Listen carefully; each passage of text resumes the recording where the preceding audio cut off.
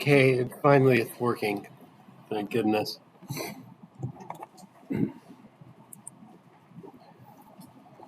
So, the exam for tomorrow is going to be mainly multiple choice. I'm thinking making it all multiple choice. That way I can grade it quickly. And so it'll be 100% multiple choice. It's just going to cover through chapter 16. So let's look through the problems here. Calculate the number of moles of nitrogen in a 10.0 liter sample at 19 degrees C in 1.00 atmospheres. So if we want the number of moles, then we're going to just rearrange the ideal gas law to get the number of moles. It's just going to be the pressure times the volume divided by R divided by T. And so the pressure we want in atmospheres, and so that's what we have. The volume we want in liters, we have that. However, the temperature we don't want in degrees C. So we're going to have to change this to what? To Kelvin. And so 19 degrees C plus 273 is to 283, 292. So this will be 292 Kelvin. And that should be good. And then we just plug it in here. Pressure is 1, volume is 10, divided by R. R, do you already have it memorized? Or pretty much? Yeah, 0.08206. And so you plug everything in there. And what did anybody calculate this already? Did you get? Well, we can do that here. So it's going to be 10 divided by R 0.08206 divided by 292. And I get 0.4173.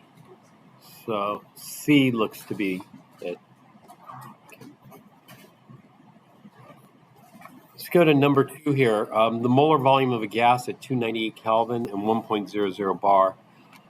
There are different ways you could do this. One, you could have the molar volume equation memorized. Molar volume, and this is easy to check. It's RT over P. Or you could just rearrange this ideal gas law and get V over N on one side, liters per mole, and then everything else on the other side, RT over P. And so different ways you can derive this equation. But at 298 Kelvin and 1 bar, what is the molar volume? And so we have R, and so we have Kelvin, that's good. But bar, I usually use atmospheres. So we're going to have to convert that. And so this will be number 2. We'll do checkout. We'll talk about checkout later.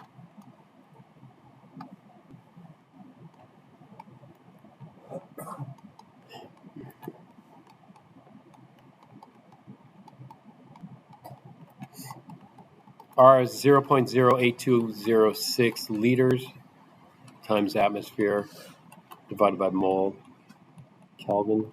T was 298 Kelvin. And P is 1 bar. Okay, bar and atmosphere aren't going to cancel, so I need to convert it. This conversion factor you don't have to memorize. This will be given. And that is 1 atmosphere is 1.01325 bar. This conversion factor happens to be exact, but it's a lot of digits to remember. And so 0.08206 times 298 times, we're going to invert the fraction and multiply 1.01325. And so I get 24.777. Now the units, we'll have to check the units here. Kelvin cancels, atmospheres cancel, bar cancels, and that leaves us with units of liters per mole. Now we're allowed, what, 3 sig figs. So this should be 24.8 liters per mole for number 2. So 24.8 liters per mole.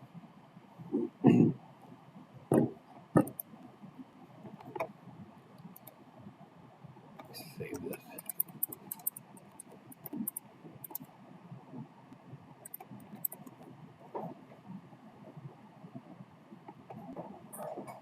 When we go to the exam, though, there is no 24.8. What's the closest? We have 24.7 or 25. Which one should we do?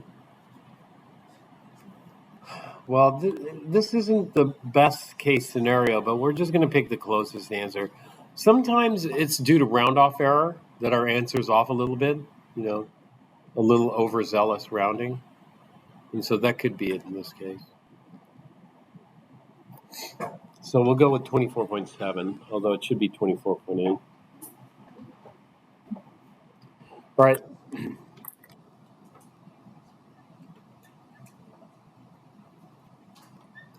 The average molar mass of dry air is 2096 grams per mole. Calculate its density at 298 Kelvin and 1.00 atmospheres. So in this case, the problem was this. Number 3. Just copy and paste it here.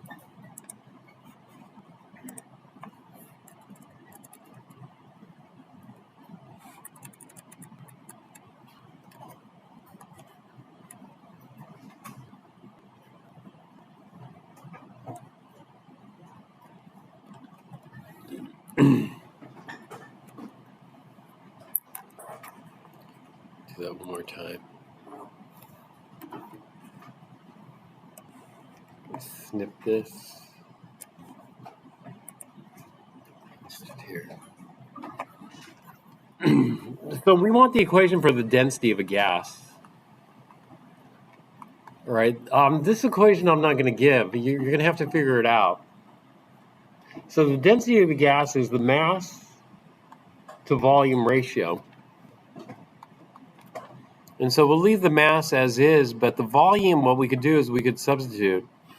If we solve the ideal gas law for volume, it equals nRT over P. Okay, then we're going to invert this and multiply. So this is going to be the mass times pressure divided by moles RT, nRT. And then you'd have to recognize that mass over moles would be grams per mole. And grams per mole, that's the molar mass. So this is equal to the molar mass times P divided by RT. And so we're given the molar mass here.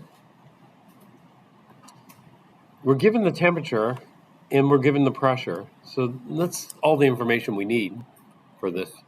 28.96 grams per mole. The pressure, 1.00 atmospheres. R, 0.08206 liters times atmosphere per mole Kelvin times T, 298 Kelvin. This is our T value there. And so let's take a look at the number here. It's going to be 28.96 times 1 divided by 0.08206 divided by 298. And I have 1.184 grams. Actually, let's check the units here. So the atmospheres cancel, Kelvin cancels, moles cancel, and that gives me grams per liter. And that's what we want. For gases, it's grams per liter. For liquids and solids, we use grams per milliliter, but this would be an appropriate density here. circle that. 1.18 grams per liter.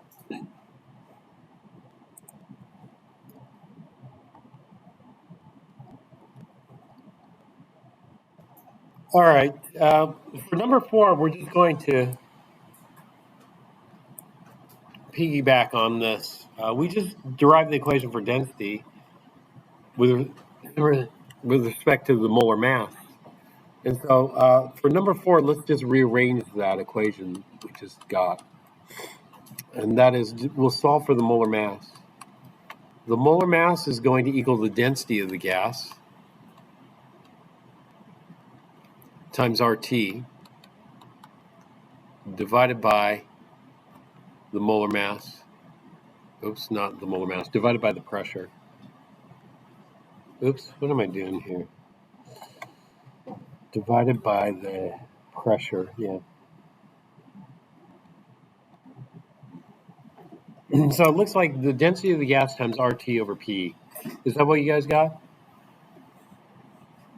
So is that one of the options here?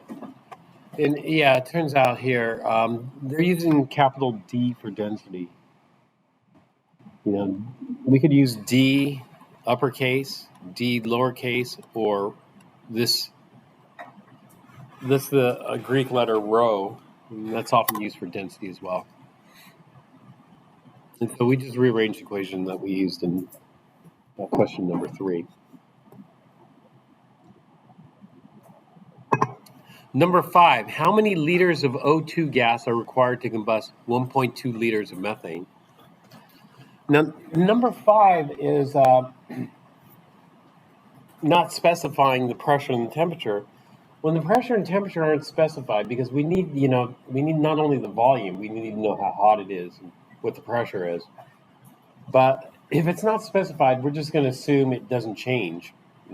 If we need numbers to calculate it, maybe we'll just assume it's under room temperature and room pressure, which we could do in this case, or we could just assume it's the same. So if it's the same, then what we could do is we could do the mole ratio.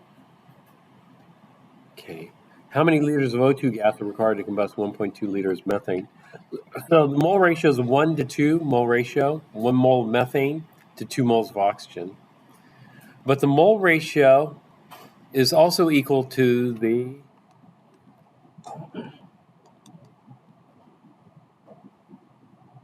volume ratio, which is also equal to the pressure ratio.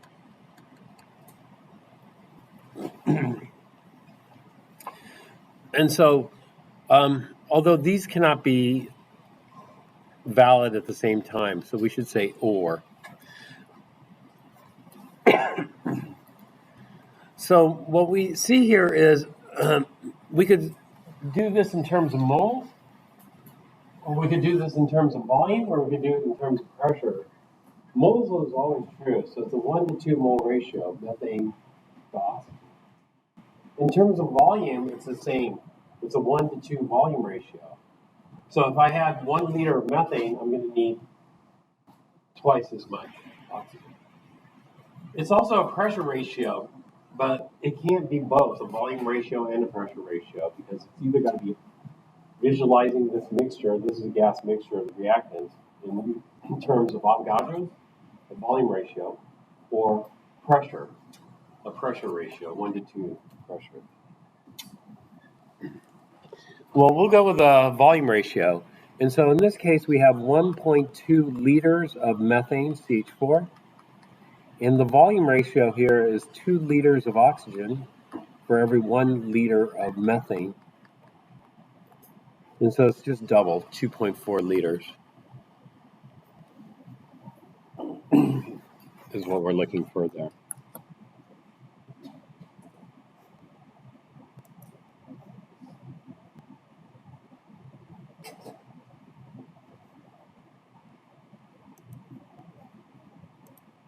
All right, what did you get for number 6?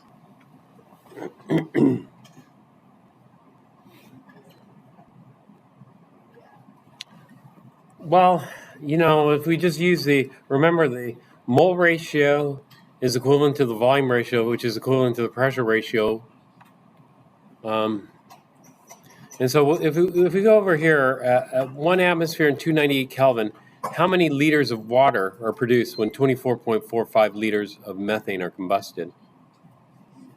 So when I look at methane here, methane and water are in a 2-to-1 ratio.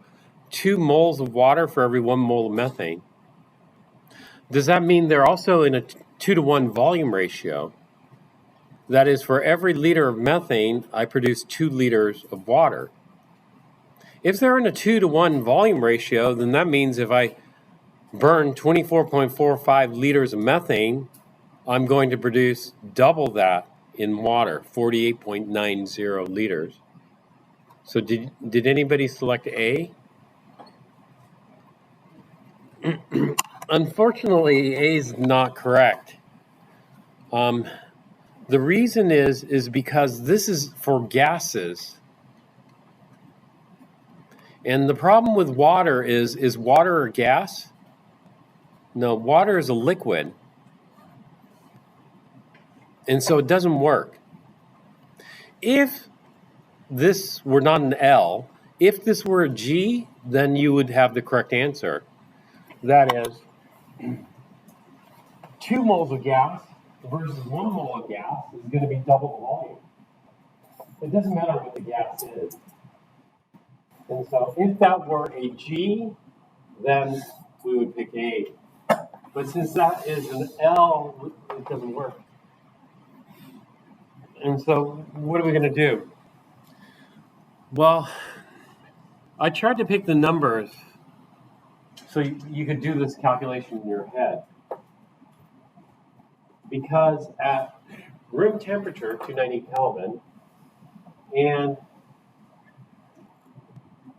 room pressure, 1 atmosphere, what's the molar volume of a gas, roughly?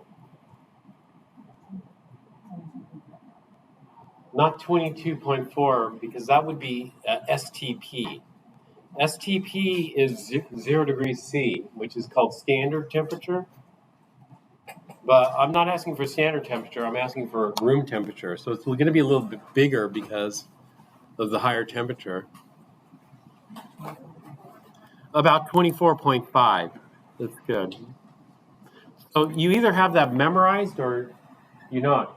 And so this is about how many liters? This is about 24.5 liters, which is about 1 mole of methane. The mole ratio is always true. So if we combust 1 mole of methane, how many moles of water do we produce? 2 moles. And what is the molar mass of water? How many grams per mole? 18. So if we produce 2 moles of water, that's 2 times 18 is 36 grams. If you have 36 grams of water, how many milliliters is that?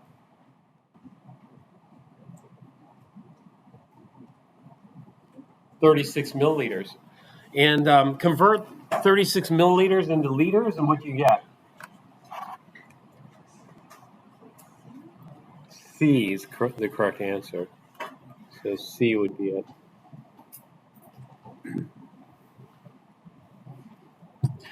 So I made this problem so you could do it in your head if you wanted to.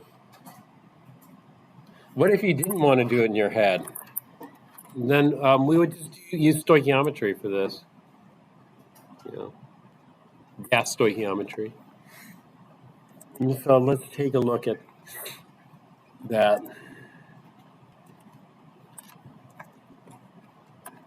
I like gas stoichiometry using molar volumes. So I would start off at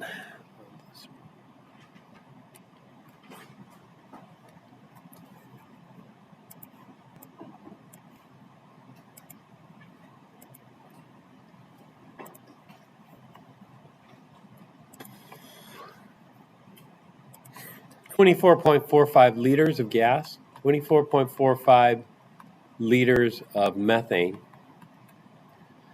And then what I'm going to do is I'm going to calculate the molar volume at RTP, if you didn't know. This is RT, room temperature, and pressure, so we'll just call it RTP.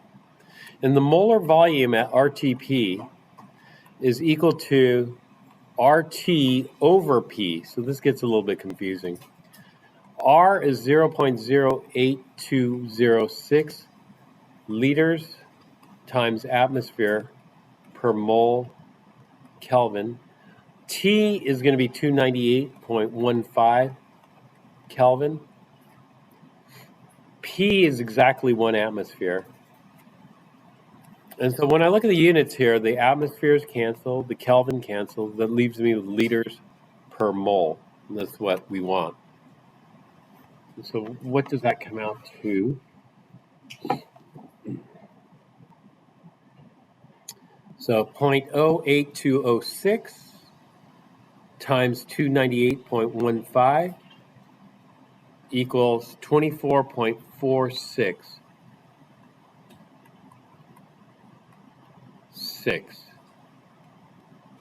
liters per mole. All right, we're allowed 4 sig figs. So to 4 sig figs, this is going to be 24.47 liters per mole. And so it's just about 1 mole. And so 1 mole of gas, this only works for gases, occupies 24.47 liters. And so to emphasize that, I'll write gas inside here or write gas outside. So this is going to take our liters of methane here, and oops, I didn't want to cross out methane.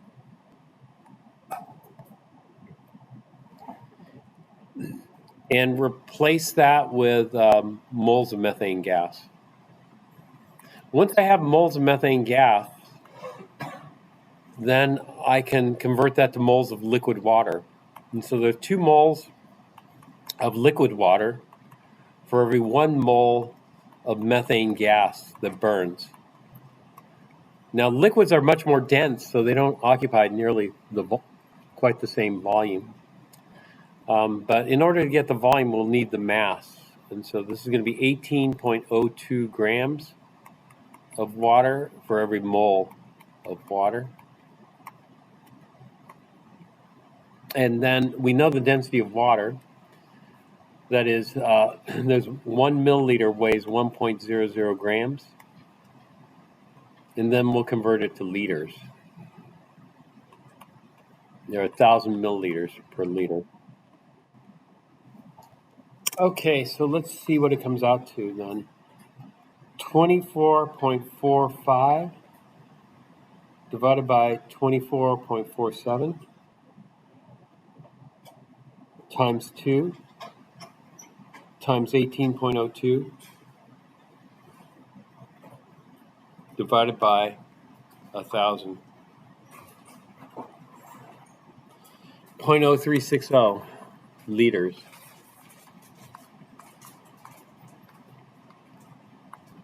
Of H2O liquid. Okay, and so that's what we got there. And so I just did it by dimensional analysis.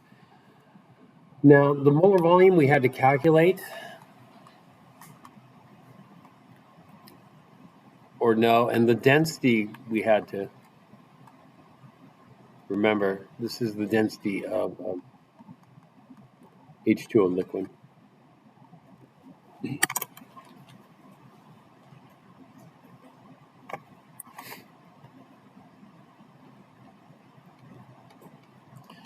If you're going to memorize the molar volume, most books just make you memorize it to 3 sig figs. So if we were to do this to 3 sig figs, what would it be? 24.5 liters per mole. And so that's probably all right just to do it to 3 sig figs.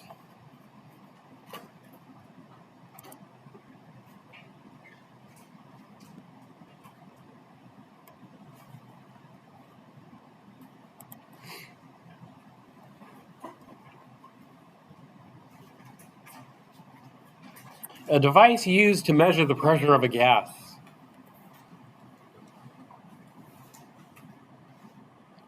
Spectrometer? No. Barometer? Yeah, except barometer is not just any gas. What gas is it weighing or measuring the pressure of? The atmosphere, air.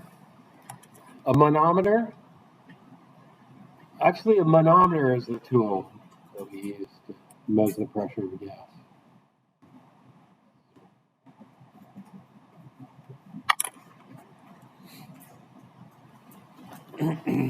All right, let's go on to number 8.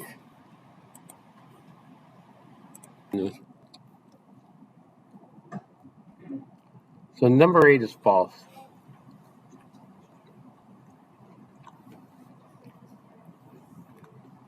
How about number 10? You got false. How about number 11? False.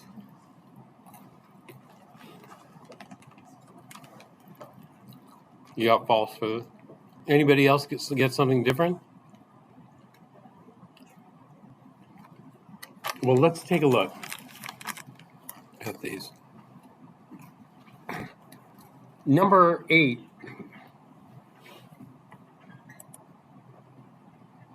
One liter of air contains 80% nitrogen. So we have like mole ratios, we have mole fractions, we have mole percentages. Mole ratio would be, 80 moles out of 100 would be nitrogen. Mole fraction would be 80 divided by 100. 80 moles of nitrogen divided by 100. We can convert a fraction into a percent by multiplying by 100, and we get 80%. And so number 8 is false because the mole fraction or mole percentage is always the same. It's 80% nitrogen. If we look at the volume, this is 1 liter of air. 80% of the volume can be nitrogen. That's true. Or if we look at the pressure, 80% of the pressure can be nitrogen. That's also true. The problem with number 8 is these cannot be simultaneously true. That is, when you look at a gas mixture, you either have to look at it in terms of Avogadros, like 0.8 liters of nitrogen plus 0.2 liters of other stuff equals, or oxygen in this case, equals air. Or you have to look at it in terms of Dalton's. 0.8 bars worth of collisions are going to be due to nitrogen. 0.2 bars worth of collisions will be due to oxygen.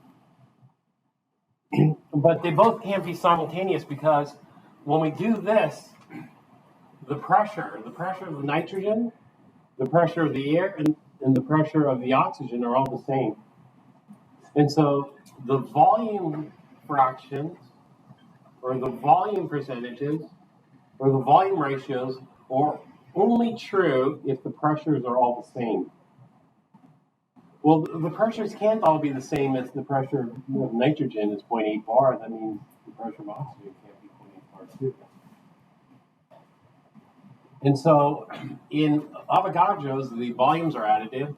In Dalton's, the pressures are additive. And so this has got to be false. We can't have both be additive. It's one or the other.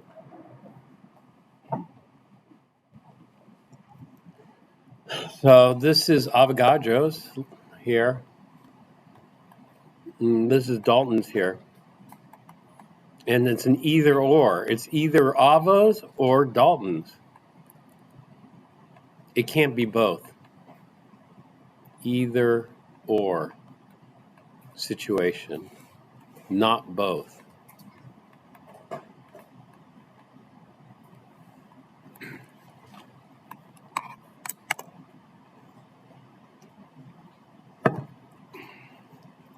If we go to number 10, we have the mole fraction. This is always true, 80%. And the pressure is 1 bar of the air. And then this is 0.8. This is the volume fraction, or volume percentage, or volume ratio. So out of that 1 liter, 80% of that volume is nitrogen. when we do Avogadro's, the pressure has to be the same for everything. And so the nitrogen has a pressure of 1 bar, the air has a pressure of 1 bar, the oxygen would have a pressure of 1 bar. So as long as all the pressures are the same, then it turns out that this is not false. Number 10 is actually true.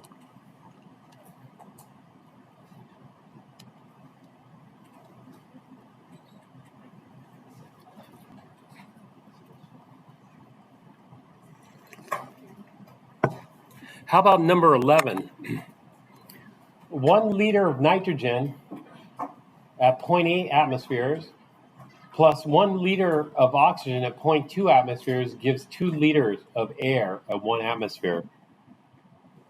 Is that true or false?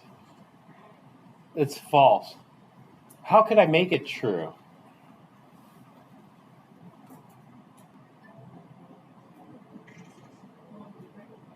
Yes. If I change this from 2 liters, this is wrong, to 1 liter, then it would be true. Because in Dalton's law, all the volumes are the same. So in Dalton's, we say V is a constant. In Avogadro's law, we say that P is constant. The temperature is constant in all of them. Although the mole fraction, it need not be. Okay, number 12. What is the pressure of hydrogen in millimeters of mercury collected over water at 25.0 degrees C? The vapor pressure of water is 23.8 millimeters of mercury, and the total pressure is 759.5.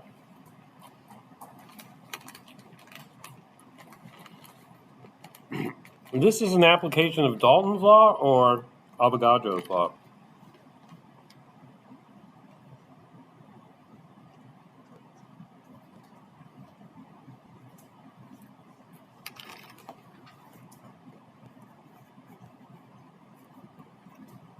Did you guys already go through this test? Yeah? Okay.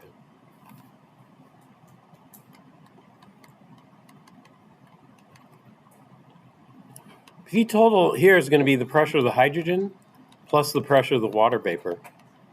And so they give us the total pressure, which is 759.5 millimeters of Hg. We don't know what the pressure of the hydrogen is, but we do know what the pressure of the water vapor is. It's 23.8 millimeters of Hg. So that the pressure of the hydrogen is just equal to the total pressure minus the pressure of the water. So it's 759.5 minus 23.8 millimeters of Hg. And so 759 minus about 24 is going to give us 735. Is that what you guys got?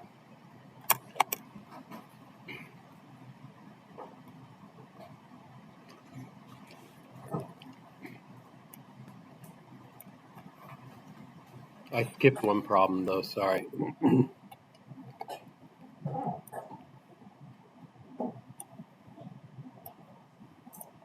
Number 9. I skipped this one because I looked at it again and it's a bit confusing. This one. 100% humidity at 25 degrees C means that the air contains 100% water vapor.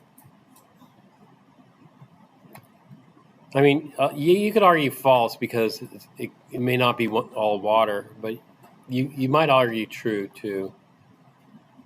So this is a poorly written question, sorry. Just X it out. 100% humidity means that the air is saturated with water vapor.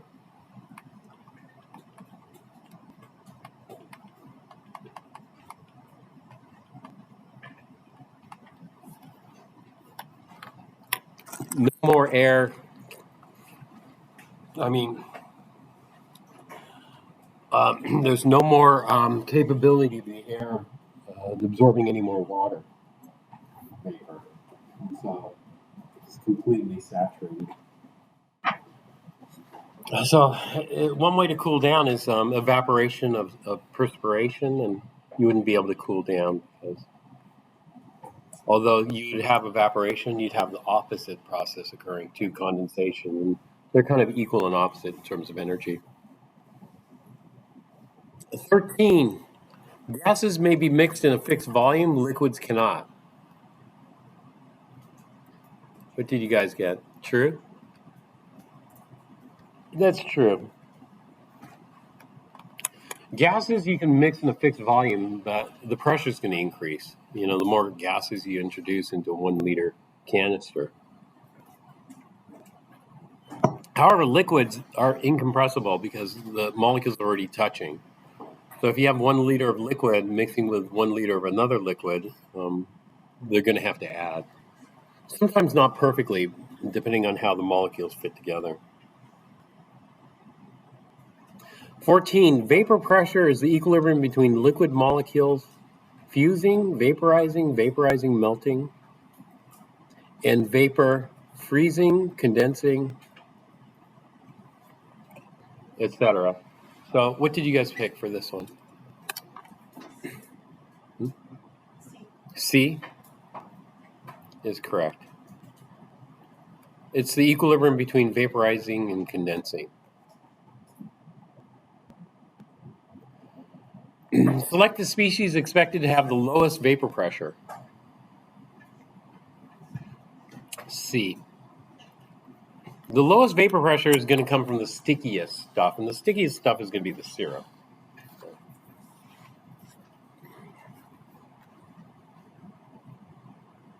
Select the species expected to have the highest heat of vaporization. The syrup. Whatever's really sticky is going to also be hard to vaporize and require the most energy to vaporize.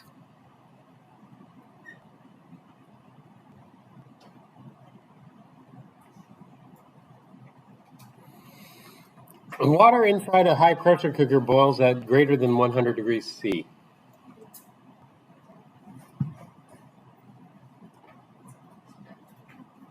Is that true?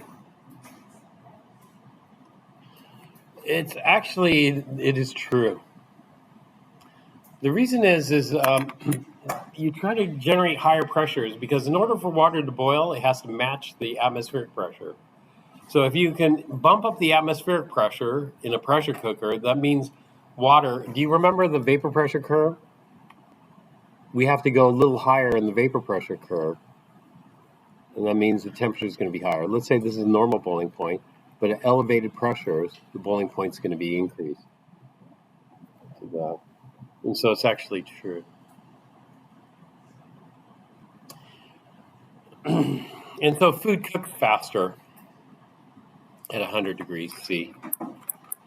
And if you could increase the pressure such that it goes to 110 degrees C, then it should cook twice as fast.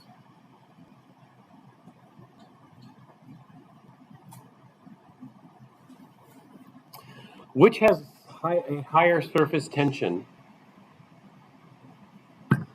Soapy water or water? Water. What happens is the soap gets in there and disrupts the hydrogen bonding interactions between water. And so soapy water or soaps are called surfactants. Surfactants, what they do try to do is lower the surface tension of water. And what's the reason why you would want to lower the surface tension of water? One reason is so that the water spreads out. You know, when water spreads out, the surface area increases, which is not favorable energetically. And so if you have soap, that helps to disrupt those hydrogen bonding interactions so that the water can spread out. And it makes it a more effective cleaner if water can wet the surface of the object to be cleaned. The species expected to have the highest viscosity. C. Viscosity is resistance to flow. And so syrup is going to have the highest resistance to flow. We have some other terms too, like which of those three is the most volatile? Alcohol, water, or syrup? Volatile. Yeah, A, alcohol. Do volatile substances have low or high vapor pressures? Volatile substances have low or high vapor pressure? It's kind of weird, but volatile substances have high vapor pressure. That is, they can evaporate quite easily. 20. The normal boiling point is defined as the temperature at which a liquid is found to boil. Is that true or false?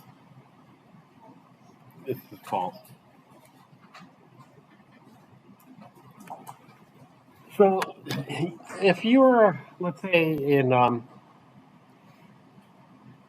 top of Mount Whitney versus sea level, if you're on top of some mountain versus being at sea level, the atmospheric pressure is different. At sea level, the atmospheric pressure is heavier, and therefore the vapor pressure that you need is higher than at the top of a mountain. At the top of the mountain, the atmospheric pressure is lower.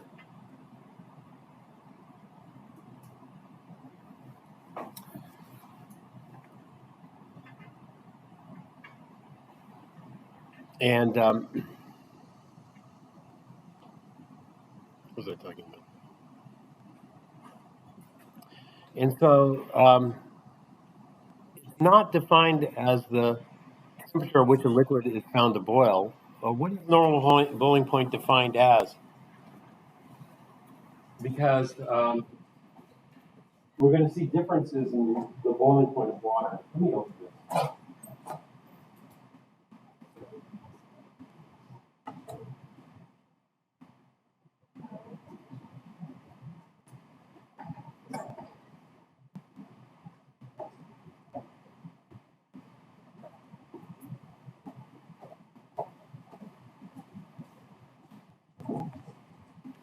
And so how could I make this true? Mm-hmm. Yeah. And so if we just said at an atmospheric pressure of 1 atm, then it would be true.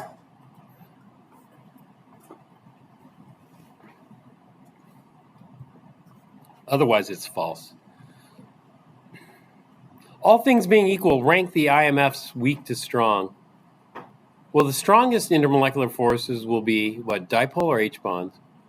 H bonds. And the weakest would be induced dipole. So this has got to be a D.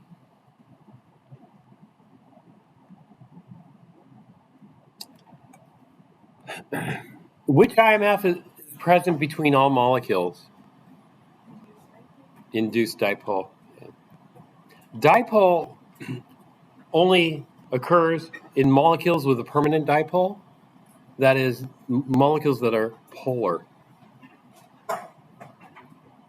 Whereas induced dipole occur in polar and nonpolar molecules. And so what happens in polar molecules, induced dipoles can make the permanent dipole bigger and smaller, depending on where the electrons end up. H bonds occur only when hydrogen's bonded to what three elements? Oxygen, nitrogen, and fluorine. Or it doesn't matter what order you put those in. CH4 IMFs consist only of temporary induced dipoles. Is that true or false? That's true.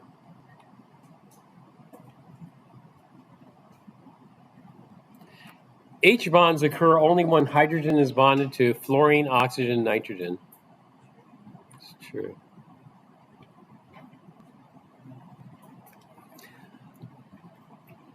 Glass is an example of an amorphous solid. Is that true?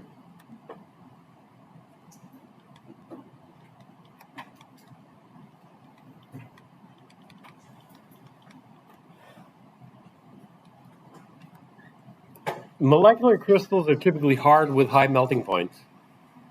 That's false. Molecular crystals are usually low melting and soft. like ice. Solutions are homogeneous compounds or mixtures? Mixtures.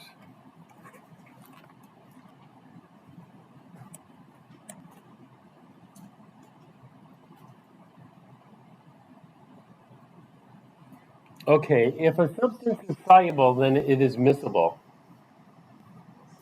That's false. What does miscible mean? Infinitely soluble, yeah. Not everything's infinitely soluble. Which should be the most soluble in hexanes? Hexane is nonpolar. So we're looking for a nonpolar substance. Or the least polar. Which one?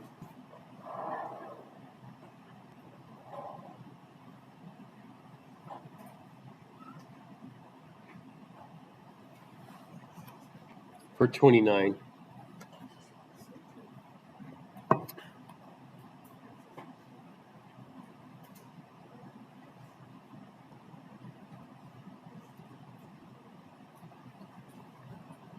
Is CO2 polar or nonpolar?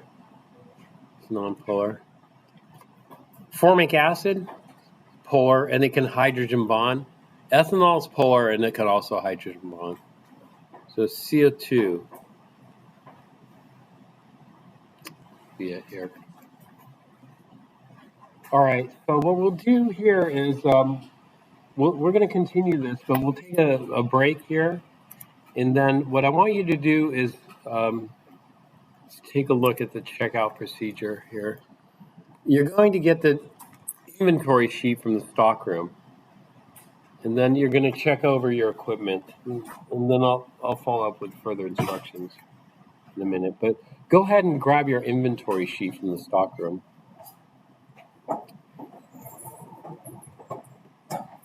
Check over your inventory. Make sure everything's there in undamaged and clean shape. If you're missing anything, check the counter over here. There's a whole bunch of leftover glassware. If it's still not there, you're going to have to check it out from the stockroom. Okay, we'll resume here.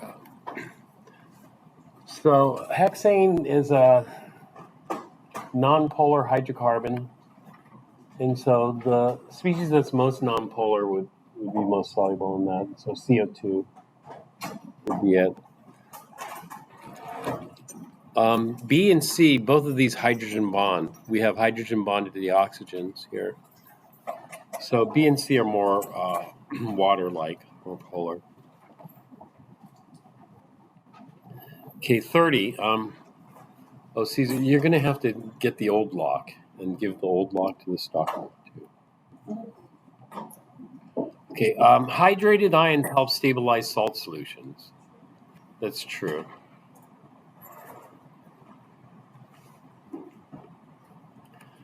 Solubility of all substances increases with increasing temperature.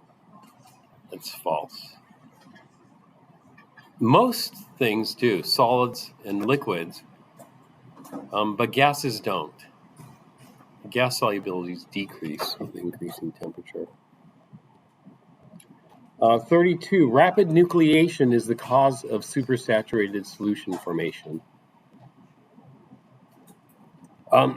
Actually, false. Not rapid, sluggish. Sluggish nucleation. And the problem is if we had rapid nucleation, then we wouldn't have supersaturated, because what would happen is as soon as it became supersaturated, it would precipitate out or bubble out of solution.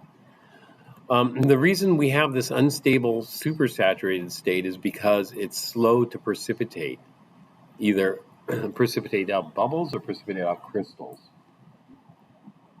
And since there's a time delay in that, for some time it can stay supersaturated. 33, a solution is made by mixing 5.23 grams of sugar with 100 grams of water. What is the percent composition by mass? So the percent sugar is equal to the grams of sugar divided by the total grams times 100%. And so what is the grams of sugar? It's 5.23. But what is the total mass of this mixture? Yeah, 105.23 times 100%. And so this is going to come out somewhere around 5%. See it? A little less than 5%. So we'll go with B. Might be 4, but 4 is getting a little low. 34. What is the molarity of a 100 milliliter solution made by dissolving 3.54 grams of sodium hydroxide in water? So if we have 3.54 grams of sodium hydroxide, in the molar mass, let's see, sodium is 2299, oxygen is 16.00, hydrogen is 1.01. And so this looks like it's going to be 40.00. And so mole of sodium hydroxide weighs 40.00 grams. And so that's moles. And then divided by liters of sodium hydroxide solution. Well, it's going to be how much? 100 milliliters. 3 sig figs. 100 milliliters is 0.100 liters of sodium hydroxide solution. So it's less than a tenth. Let's see what it is. 3.54 divided by 40 divided by 0.1. 85. Less than 1.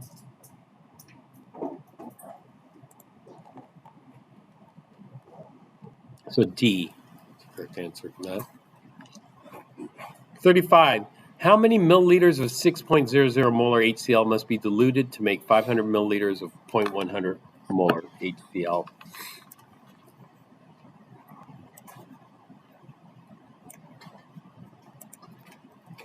So this is a solution dilution problem. And I just use this equation, M1V1 is equal to M2V2. So normally I have this one as the concentrated, the 1, and the 2 is the dilute. So 500 milliliters would be the dilute, 0.100 molar would be the dilute, 6 molar would be the concentrated. And we're looking for the volume of the concentrated. The volume of the concentrated is going to be M2 divided by M1 times V2. So molarity 2, the final molarity is 0.100, and the initial molarity is 6.00 times the final volume is 500 milliliters. And when we do that, it comes out to 8.33 milliliters. So what we do is we'll take 8.33 milliliters of the 6 molar HCl and then add enough water to make 500 milliliters. And that will dilute it to 0.100 molar. It's 35.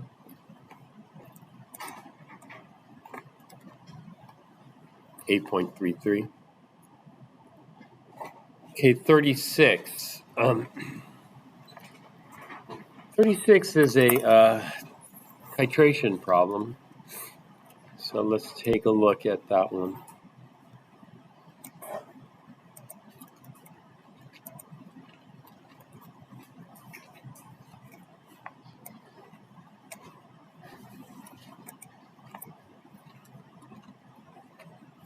So we want the molarity of the H2SO4. And so we'll need the moles of H2SO4 divided by the liters of H2SO4 solution. The liters of H2SO4 solution comes from here. 25 milliliters, we just move the decimal place 3 over. 1, 2, 3 is going to be 0.025 liters. So 0.025 liters to 3 sig figs of H2SO4 solution. The moles of H2SO4 we're going to get from stoichiometry. And so we have the volume and the concentration of the sodium hydroxide solution. And so if we start off with the volume, 46.8 milliliters of sodium hydroxide solution, convert that to liters. 1 liter is 1,000 milliliters. And then use the molarity, 0.661 moles of sodium hydroxide per liter of sodium hydroxide solution.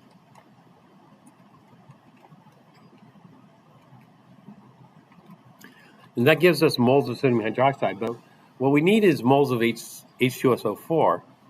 And so let's take a look at the reaction here, the mole ratio. So H2SO4 is going to require 2 moles of sodium hydroxide, as it has 2 acidic hydrogens, and that will make sodium sulfate and 2 waters. So it's a 2 to 1 mole ratio. And so 1 mole of H2SO4 for every 2 moles of sodium hydroxide, NaOH.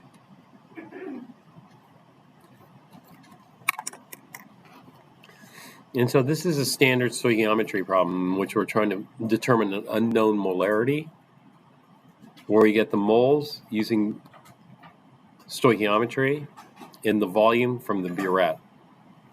So 46.8 divided by 1,000 times 0.661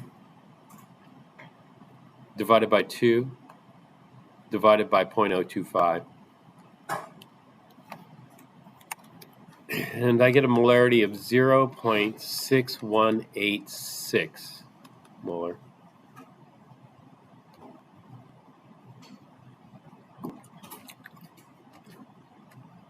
That doesn't quite match any of these. So let me double check my calculation here. So 46.8 divided by 1,000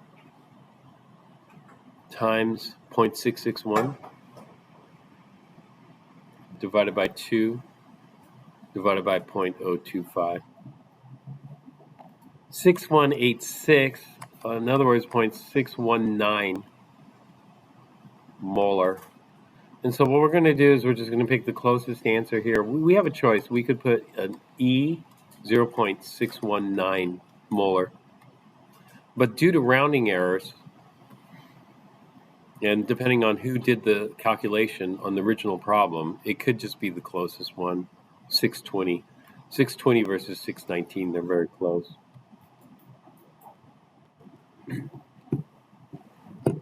Or E. And so in this particular instance, I just go with that. Again, I would double check the calculation to make sure I didn't make any error. But it looks like after double checking, it came out the same. So I'll just go with C.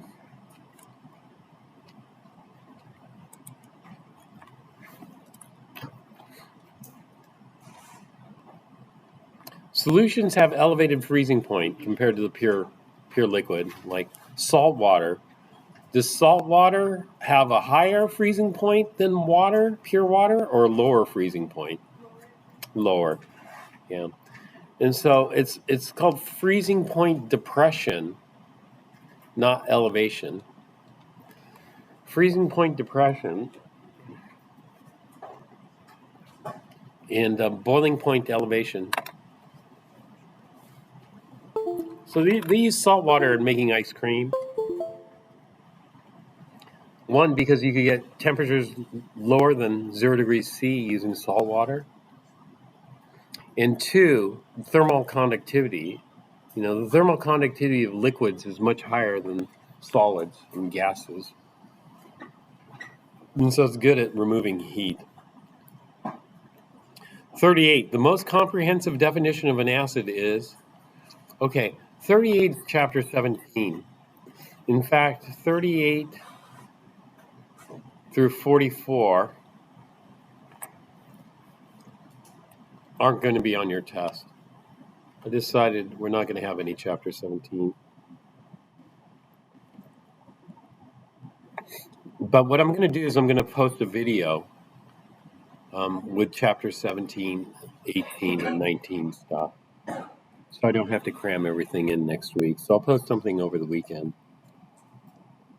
But since we have this out, let me tell you, there are three definitions of an acid. Arrhenius is the most limiting. Bronsted is in the middle, but Lewis is the most comprehensive. So this is chapter 17, not on our test. Bronsted is the easiest, though, to deal with. So that's why we don't spend any time talking about Arrhenius, really.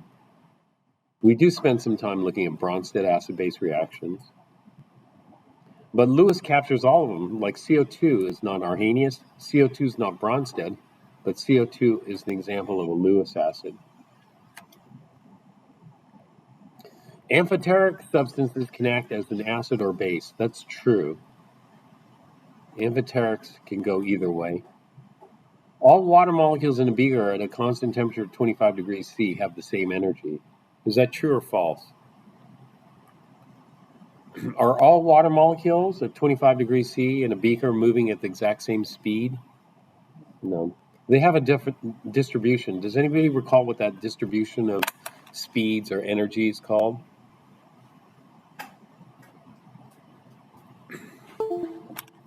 They have a distribution that looks like this.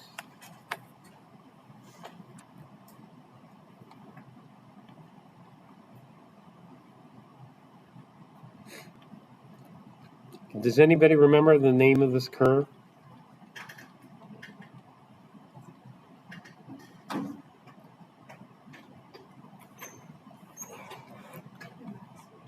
Yeah, Maxwell Boltzmann.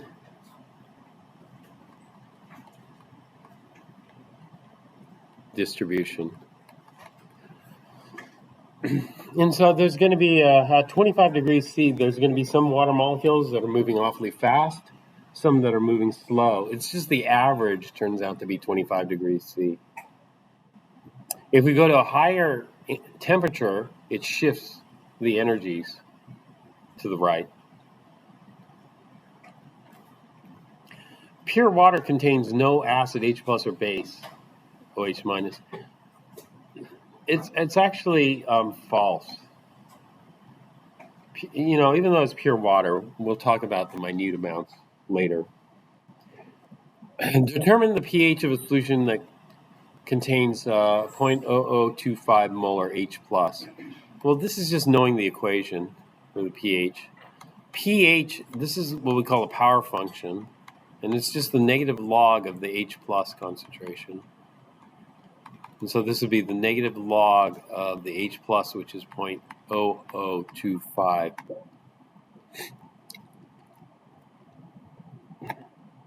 This comes out to 2.60. Now, what do we do with sig figs? This is 2 sig figs here. However, this looks like 3 sig figs, but it's not. This is a power function. And the sig figs for power functions are different.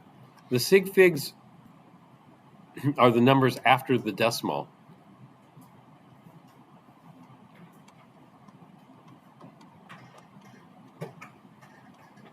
Anything that precedes the decimal is not significant. So it turns out that this is also 2 sig figs. And so we had a choice. 1 sig fig? No. Or 2 sig figs? Yes. 2 sig figs. We'll talk more about this later. Determine the H plus concentration for a solution that has a pH of 7.20. So the H plus concentration is the anti-log. So we do 10 to the minus pH molar. And so this would be 10 to the minus 7.20 molar, which comes out to 6.3 times 10 to the minus 8 molar. So that would be it here.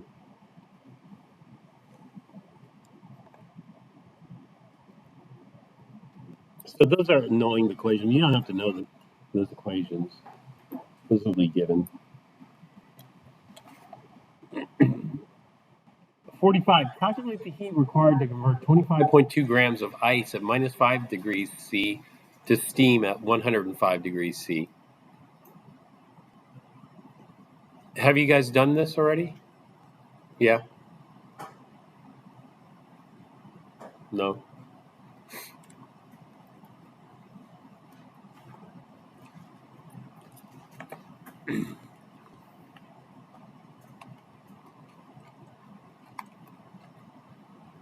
What we do is we draw a heating and cooling curve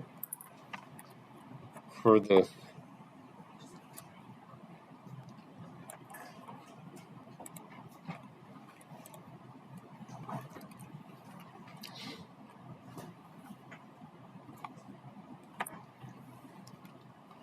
So we start off with ice, 25.2 grams, and at minus 5.0 degrees C. And then what I do is heat it up. When you heat up ice, what happens? Does it melt immediately? No, it's not going to melt immediately. What's the symbol for heat?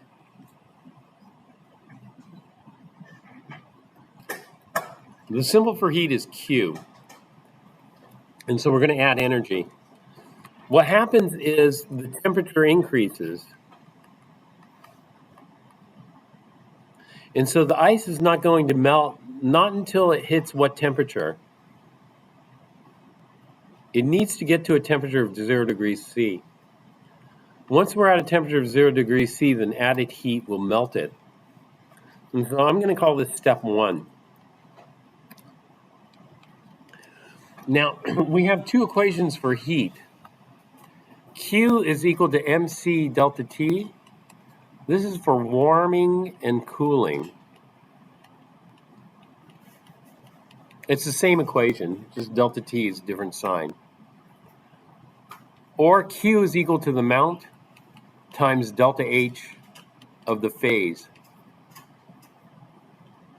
And so, in this case, we're warming. And so we're going to use this one. Q is equal to mc delta T. M, 25.2 grams.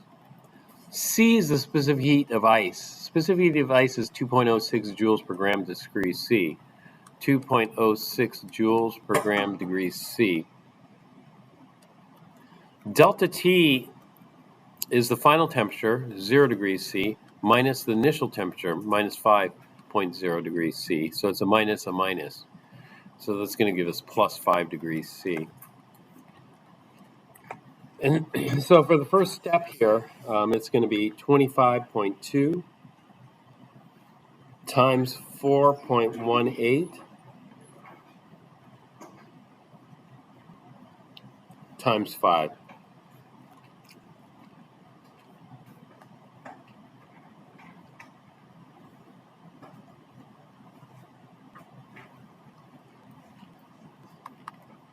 I get 259.56 joules, or I'm allowed 2 sig figs, so I'll just go 0.26 kilojoules. And there's a reason I'm going to go kilojoules for this, because, or I'll just leave it. I probably shouldn't round it yet. I probably should round it at the end. If I'm going to wait till the end to round it, I'll probably go 0.259 kilojoules.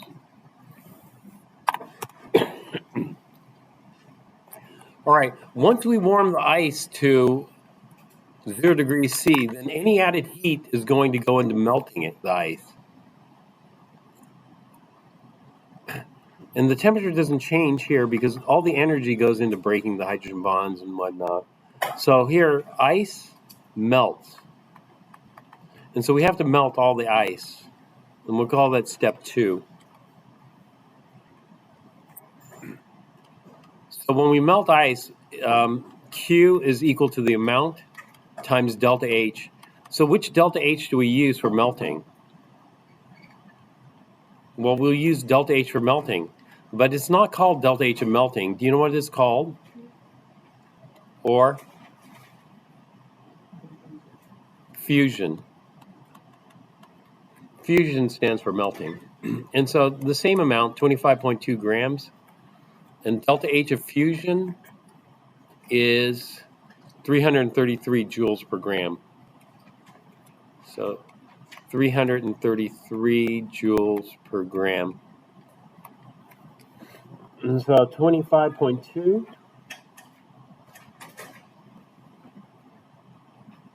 times 333. 8,391.6 joules, which is 8.3, let's see, 3 sig figs, 8.39 kilojoules.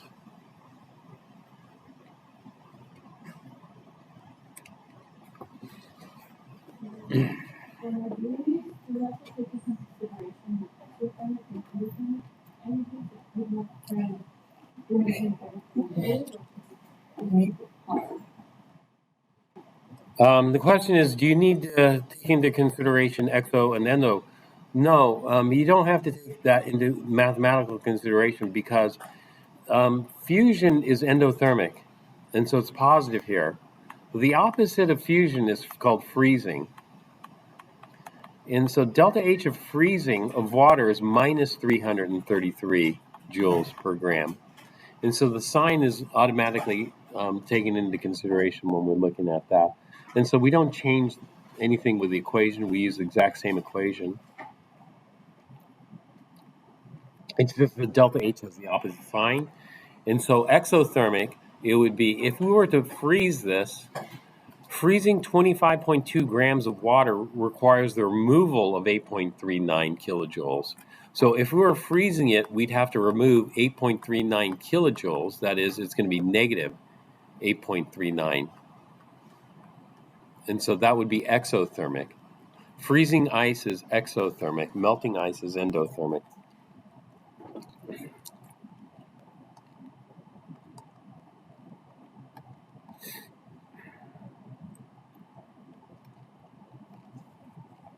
That would be freezing water at 0 degrees C completely here. It's not cooling the water. Okay, now once we melt all the ice, then any heat goes into warming up the water. And we're going to heat up the water to what temperature? What's the maximum temperature of liquid water? Yeah, 100 degrees Celsius. So water warms from 0 degrees Celsius to 100 degrees Celsius. Okay, so that's going to be 3 here. And so whenever we're dealing with warming or cooling, Q is equal to MC delta T. And so M is the same, 25.2 grams. C is for water, though. And the specific heat of water is 4.18 joules per gram degrees C. A lot of people have this one memorized because of the definition of a calorie. Although we don't use calories that much, we could use calories here because the specific heat of water in calories is 1 calorie per gram degrees C. In fact, that's the definition of a calorie. How much energy it takes to warm 1 gram of water by degrees C. Times our delta T. Our delta T is T final, 100 degrees Celsius, minus T initial, 0 degrees Celsius. The grams cancel, the degrees C cancels, that leaves us with joules. So 25.2 times 4.18 times 100. And I get 10,533.6 joules, or 10.5 kilojoules.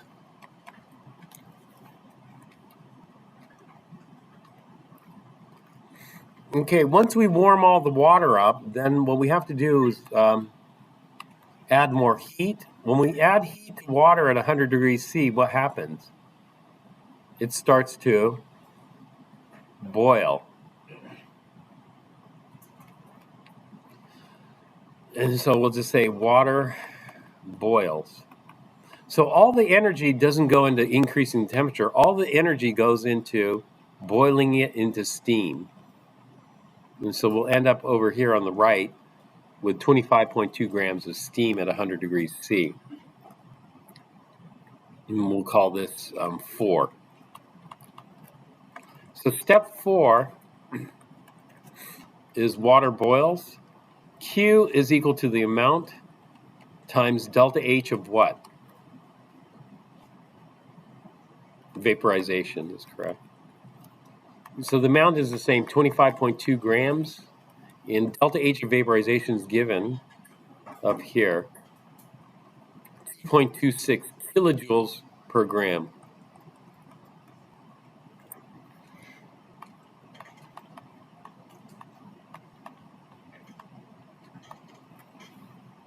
So 25.2 times 2.26 gives us 56.95 kilojoules, or if we round this up, it's going to round to 60.0 kilojoules. So this is the biggest step by far. This is what's going to require the most energy. So this would be the longest step.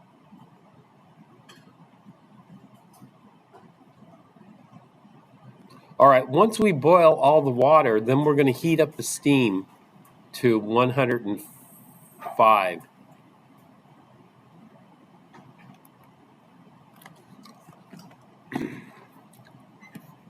degrees C. So we're going to go from steam at 100 degrees C and just warm it up to 105 degrees C. And so this final step here, we'll just say steam warms. Steam warms.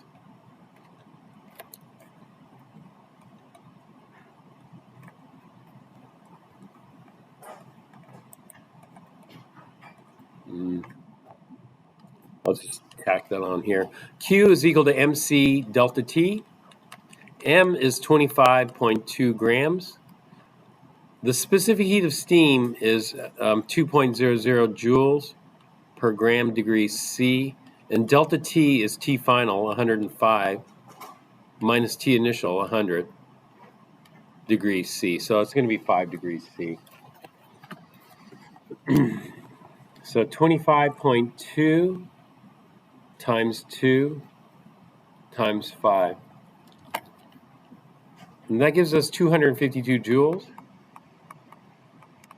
which is going to be 0.252 kilojoules. Now, overall, what we do is we add up the individual steps. So we add up step 1, 2, 3, 4, and 5. So Q total is equal to the sum of the Q's for each step.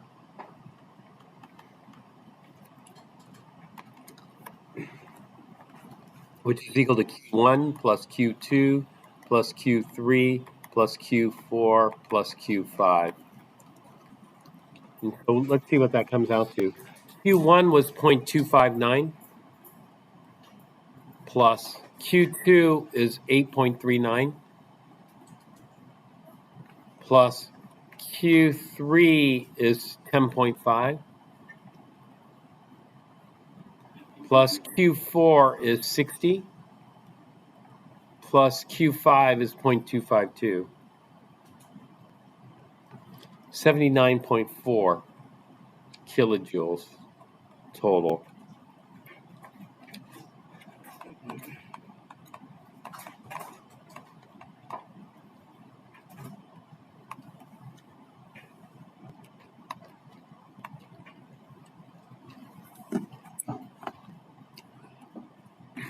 So that's the heat required to complete all 5 of those steps.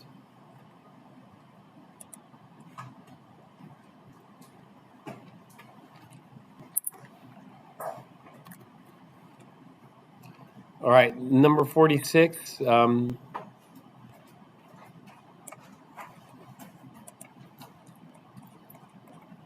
anyone do number 46?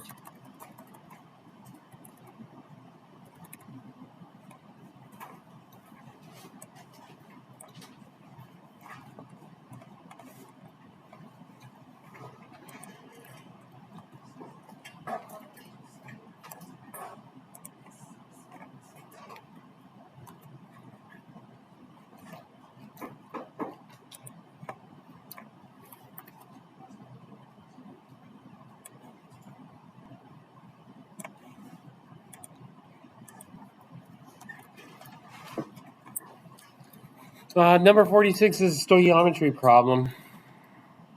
There's only one gas here, so we can't do a volume-to-volume conversion. So for the reaction, magnesium plus HCl yields magnesium chloride plus hydrogen gas. At 298 Kelvin in 1 atmosphere, calculate the liters of hydrogen gas produced when 235 milliliters of 6 molar HCl is reacted. And so the first thing is, this is 298 in 1 atmosphere. That's what we call what? Room temperature and pressure, RTP. If we're at RTP, do you know the molar volume of the gas? It was 24.47 liters per mole or 24.5 liters per mole.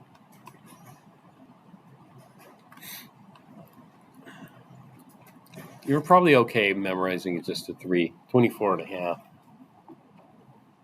This is easier to memorize now. This is for a gas. Calculate the liters of hydrogen gas produced when 235 milliliters of 6 molar HCl is allowed to react with excess magnesium. So the limiting reagent here is going to be the HCl. The limiting reagent is going to dictate the theoretical yield. So we have the volume and the molarity. So if we have the volume and molarity, we can get the moles. So let's go ahead and start off with the volume. 235 milliliters of HCl solution times, we'll need to convert milliliters to liters. 1 liter is 1,000 milliliters. And then we're going to use the molarity. 6.0 moles of pure HCl are contained in a liter.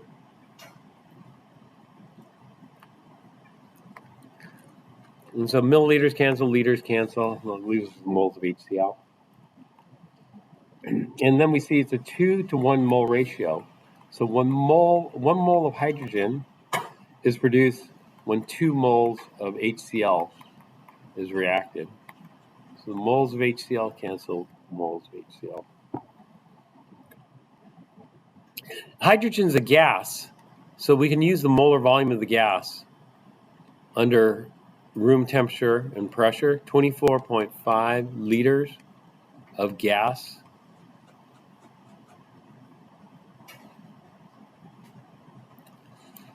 per mole of gas. And this is only valid RTP, room temperature and pressure. Okay, so let's see how much hydrogen we generate. So 235 divided by 1,000 times 6 divided by 2 times 24.5.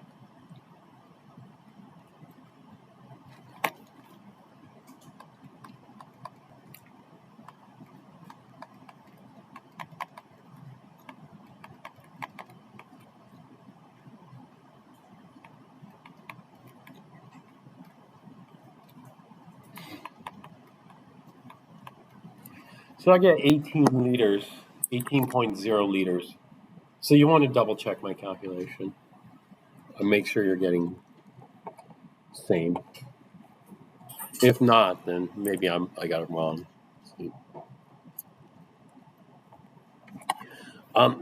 47, this is also chapter 17.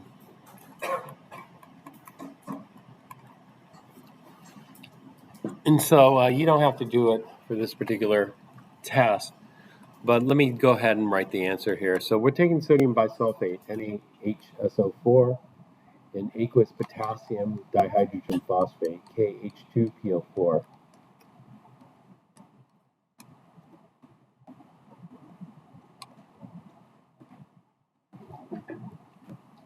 When I look at this, there's no metathesis. There's no metathesis reaction because there's no precipitate, no weaker acid.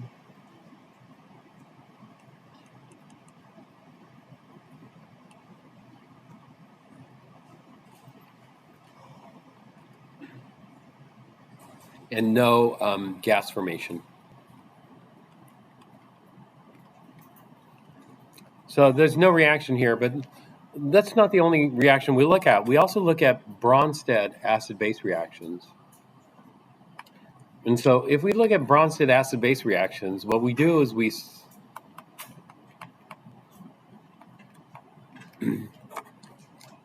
determine the major species present in solution. I guess I ran out of room. So the major species present are sodium ions, bisulfate ions, potassium ions, and dihydrogen phosphate ions.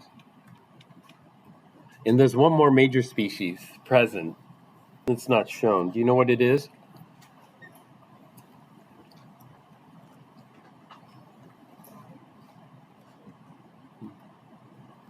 One more major species present that's not shown is water.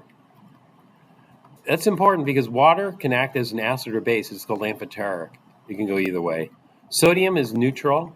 Bisulfate can also act either as an acid, base, or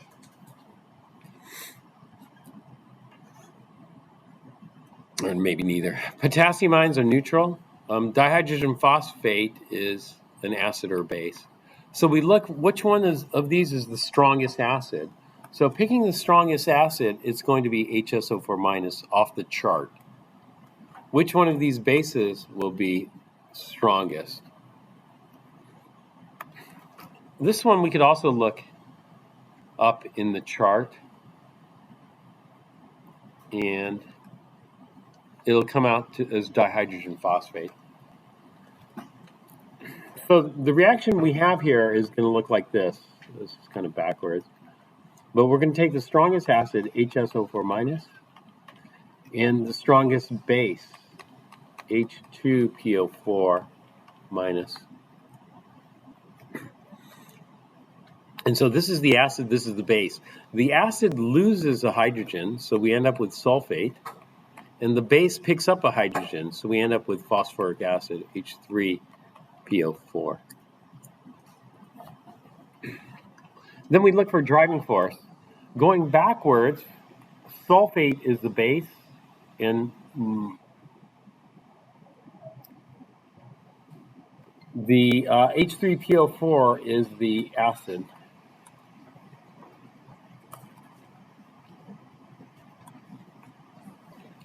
Comparing the strengths, HSO4 minus is stronger than H3PO4, and dihydrogen phosphate is stronger than phosphate.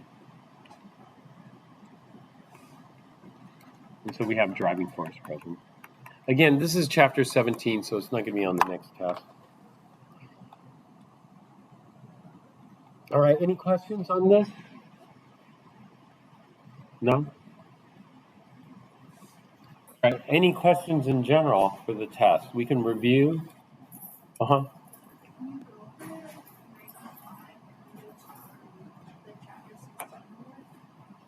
Okay.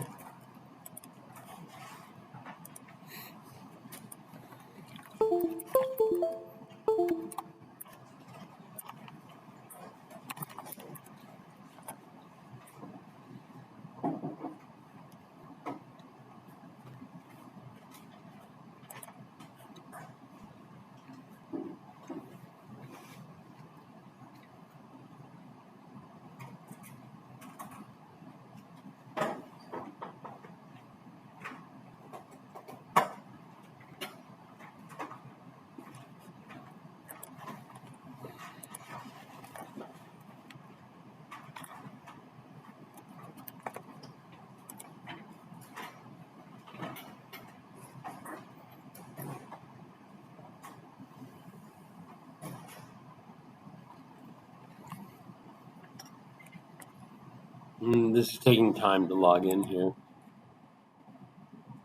All right, since this is not letting me log in very quickly, we'll look at chapter 16, number 95.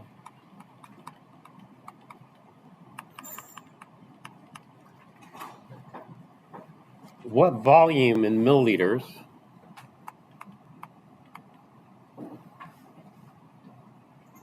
of 1.50 molar sodium hydroxide?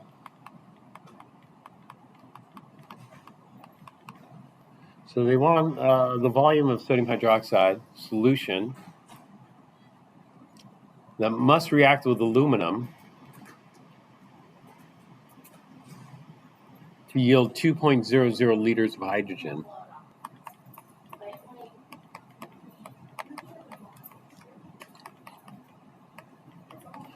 So if we have a gas, we need to know the temperature and pressure measured. And so the temperature is at 22 degrees C, and the pressure is at 789 torr. By the reaction,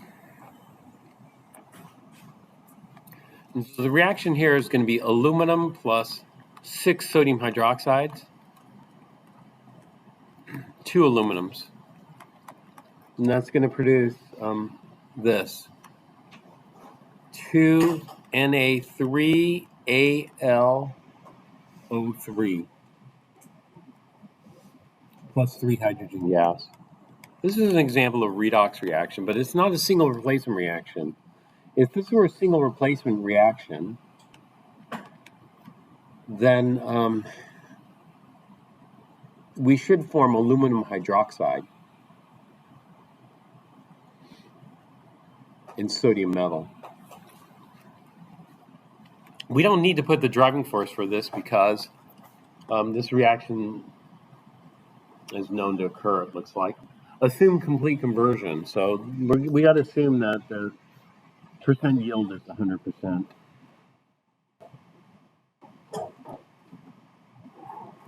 So we want the volume of sodium hydroxide solution, but we have 2.00 liters of hydrogen gas. And so we're going to go from liters of hydrogen gas to moles of hydrogen, pure. And then from moles of hydrogen to moles of sodium hydroxide. And then from moles of sodium hydroxide, we're going to get the volume of sodium hydroxide solution.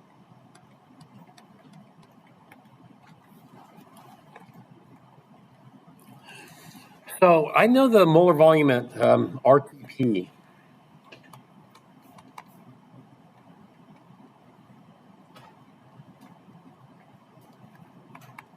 .5 liters per mole. That's room temperature and pressure. But this is not at room temperature and pressure. This is at 22 degrees C and 789 torr. So I'm going to calculate the molar volume at 22 degrees C and 789 torr. The molar volume is just equal to RT over P. So R is 0.08206 liters times atmosphere divided by mole Kelvin. T is 22 plus 273 is going to give us 295 Kelvin. And P is 789 torr, but we aren't going to use torr. It's 789 torr.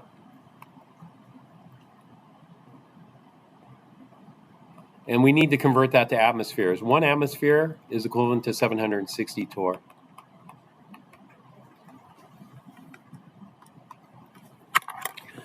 You don't have to use the molar volume. We're going to use the ideal gas law, but I'm just going to use the molar volume for all the stoichiometry. So 0.8206 times 295 divided by 789 times 760. And I get a molar volume of 23.317 liters per mole. So it shrank down a little bit. It was 24.5, but the temperature is slightly lower, so it's going to shrink. and the pressure is slightly higher, so it's going to shrink. It's going to shrink from both of those things. But when we have the molar volume, we can go straight from liters to moles, liters of gas to moles. And then we'll do a mole-to-mole ratio.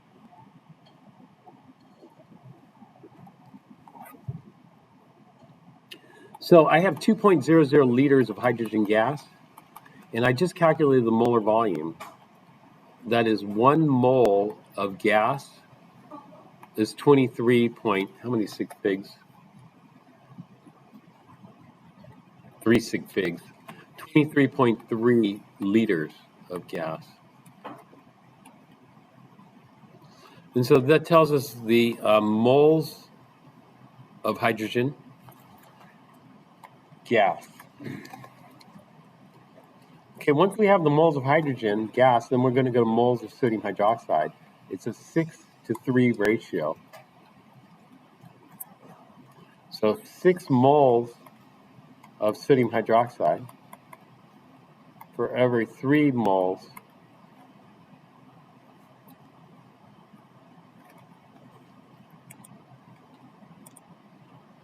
of, oops, let me scroll up, hydrogen.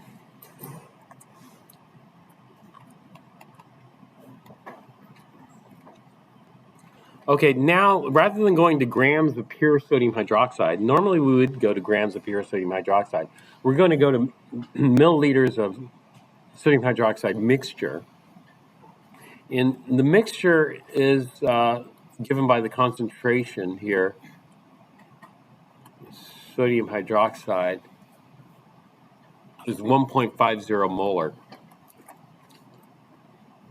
So for every liter of sodium hydroxide solution, we have 1.50 moles of pure sodium hydroxide. So the moles of hydrogen cancel, the moles of sodium hydroxide cancel.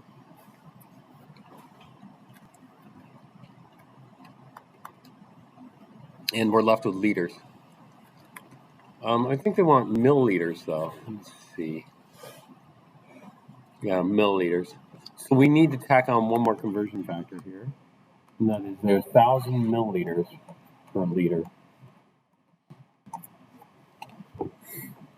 So I have 2 divided by 23.3 times 6 divided by 3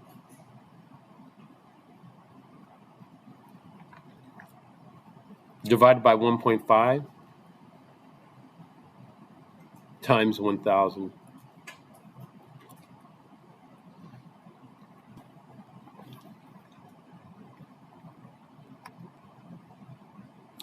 And I get 114.4 milliliters.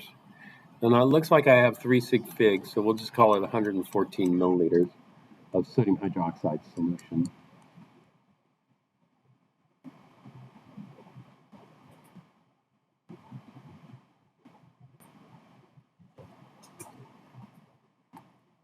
Okay, so I double checked that calculation, but you can double check it in the book.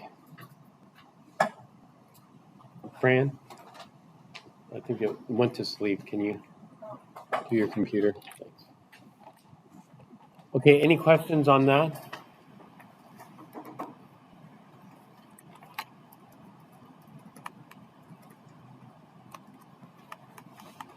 All right, the other question was on number 102. Oxalic acid dihydrate is a solid diprotic acid that can be used in the laboratory as a primary standard. A primary standard has to have high purity and it has to be a solid so it can be weighed. Its formula is H2C2O4 dot 2H2O.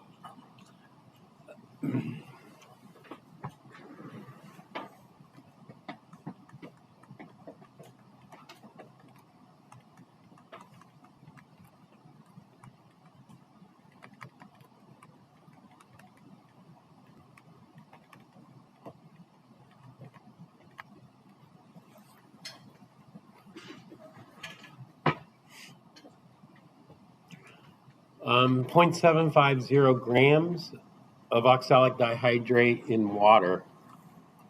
So we're going to take 0.750 grams of this stuff and dissolve it in water.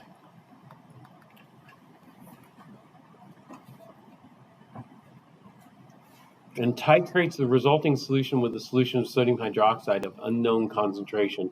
28.0 milliliters of sodium hydroxide solution required.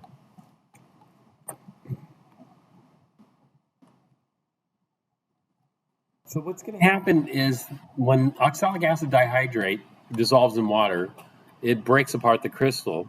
And so what we're left with is oxalic acid molecules in water.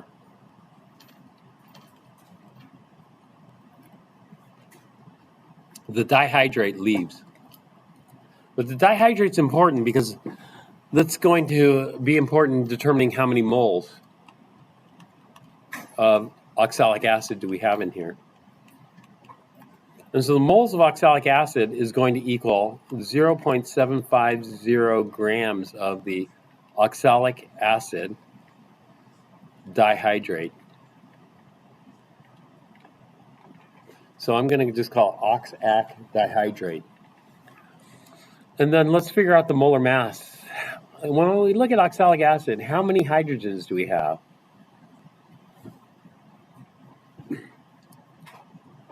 How many hydrogens in oxalic acid dihydrate?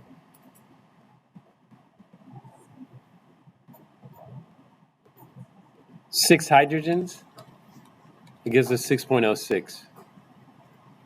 2 carbons, that gives us 24.02. 4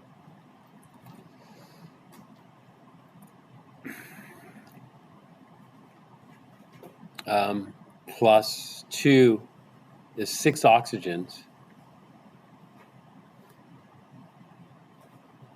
6 oxygens gives us, well, 3 oxygens is 48, so 6 oxygens is going to be 96. And it's 8, 0, 10, 16.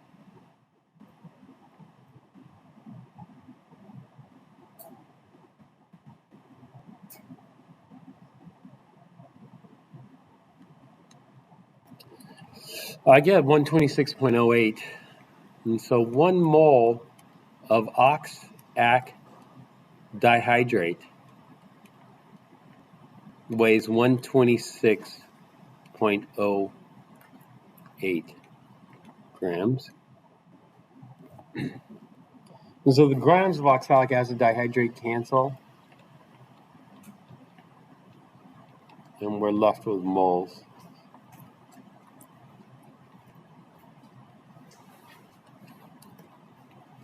Now we're titrating this with sodium hydroxide of unknown concentration.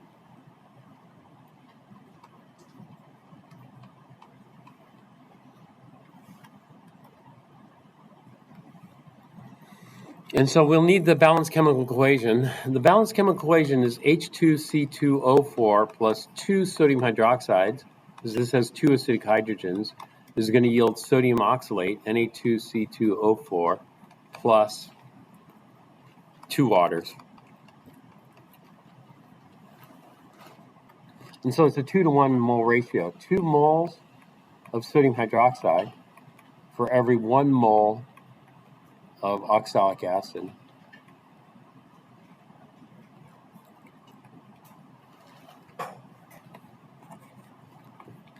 So this gives us the moles of sodium hydroxide from stoichiometry.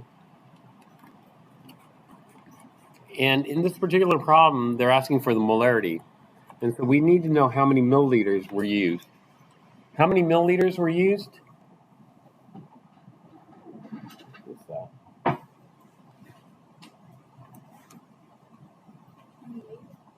28.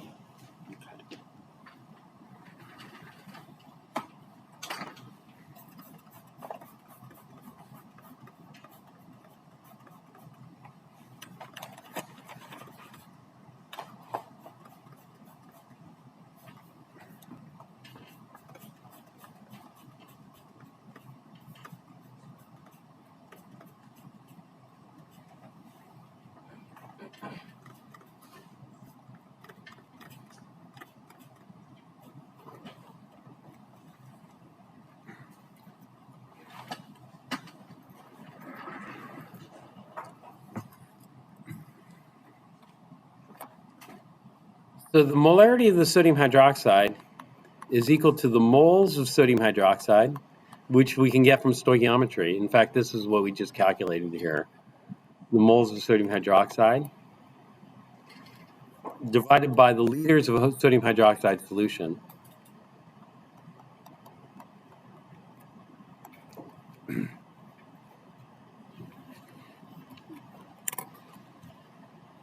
And so let's go ahead and calculate it. 0.75 divided by 126.08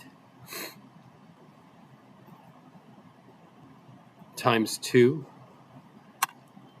And so I get 0.01189 moles of sodium hydroxide. We're only allowed 3 sig figs, so I'll carry 1 extra, divided by 0.0280 liters of sodium hydroxide solution.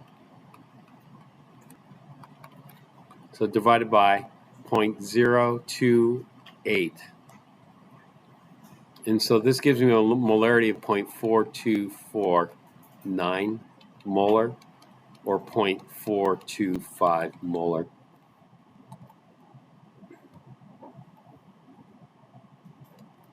That would be for the sodium hydroxide. Does that answer the question?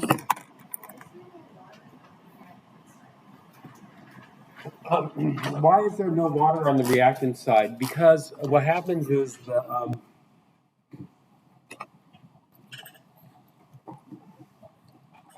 the water we have to factor in because the mass is going to be different with the waters included in there.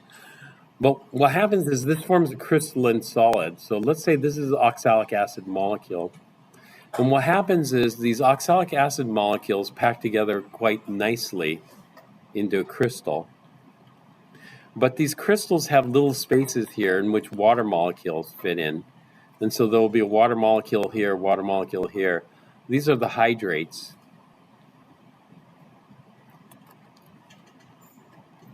And what happens is when you dissolve this crystal in water, it frees up the oxalic acid molecules. But where does the water go from the hydrate? The water from the hydrate just combines with the water in the beaker or the flask. And so where the water goes is we lose track of it because it joins all the other water molecules in the flask. And therefore, all we're focusing on are the oxalic acid molecules, not the water molecules. But the problem is when we weigh this whole crystal is going to be heavier because there's water. It's a wet sponge, basically.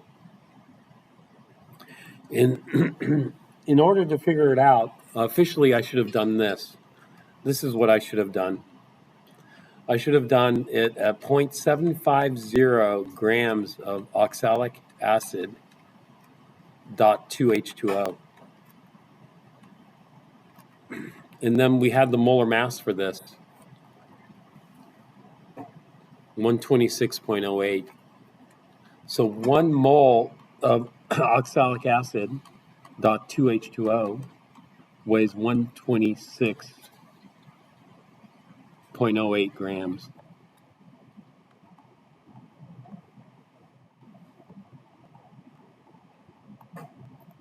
Dihydrate. And what's going to happen is the dihydrate is going to break apart in water to release just the oxalic acid.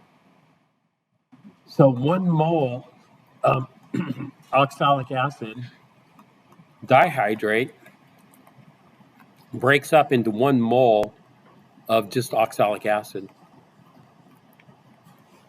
And the dihydrate joins the rest of the water molecules in the beaker. And then we need 2 moles of sodium hydroxide to neutralize 1 mole of oxalic. It's a diprotic acid. And so this is the step. The water leaves.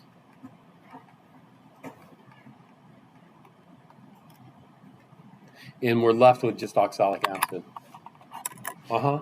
If we get the 0.028 from the derivative for the liters of 0.028. That's because they told us in the burette we added 28.0 milliliters. Is that what they said? Of sodium hydroxide solution. So the question is, how many moles of sodium hydroxide are in there? We know how many liters it is. We just moved the decimal 3 over. So 28 milliliters is 0.028 liters. That's where this number came from, and it's given. That's the burette. But we can figure out how many moles of sodium hydroxide were contained in there by the reaction with the oxalic acid. Okay, other questions? All right. It's just this one is repeating. It's highlighted. So the answer is false, but I don't understand like why that is false. Okay. Let's take a look again. I'm so nervous.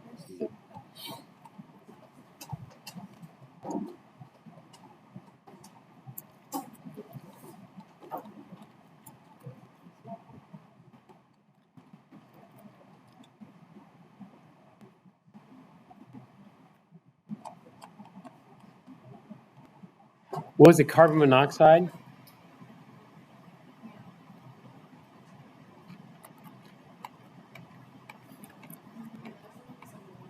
Ammonia?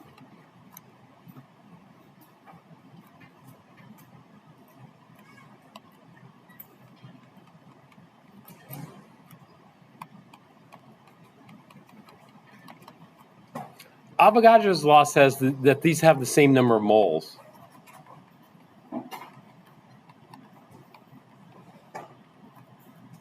Therefore, they have the same number of particles.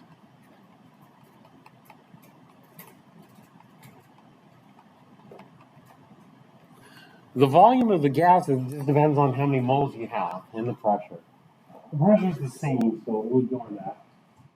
And so we have the same number of moles of gas in both of these. But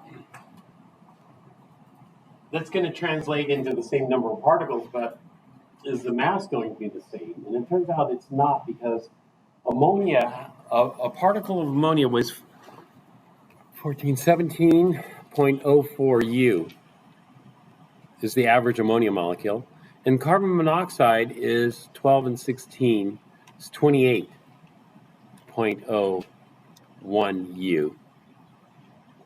And so the carbon monoxide particles are heavier than the ammonia particles, but we have the same number of particles. And so the densities are going to be different. And so 5 liters of ammonia has the same number of moles as 5 liters of carbon monoxide at the same temperature and pressure. But since carbon monoxide weighs more, 5 liters of carbon monoxide is going to be heavier than 5 liters of ammonia, just because the particles weigh more. Now, an ideal gas does not care what the identity is.